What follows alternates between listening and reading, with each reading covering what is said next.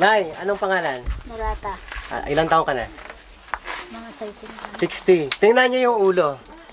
Anong tawag dyan? Salumpas. May ano tawag dito, Nay? Salampas na daon. Tapal-tapal, hambal-hambal. Ano ba yung ganun sa tawag nila?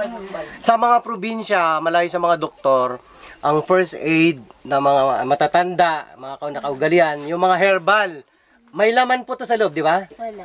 Wala. Minsan nilalagyan nila ng Wala na lang. langis. Yung iba, yung kahoy na ano yun? Hindi, yung dagta ng kahoy, meron na yun. Effective yun sa sakit ng ulo, sa mga nahihilo. Saleng. Yan, yan. Isa yan, minsan tinatapal dito. Ito, anong dahon po yan? Yung tampulala yan sa amin. Ha? Tampulala, sakit sa... Nakakagamot sa sakit ng ulo. Pagkasingaw sa init ng ulo. Sisingaw para sumingaw. Yan. So, ibig sabihin, effective sa mga probinsya yung mga ganitong mga herbal. Kami di Garaboya. Ayan.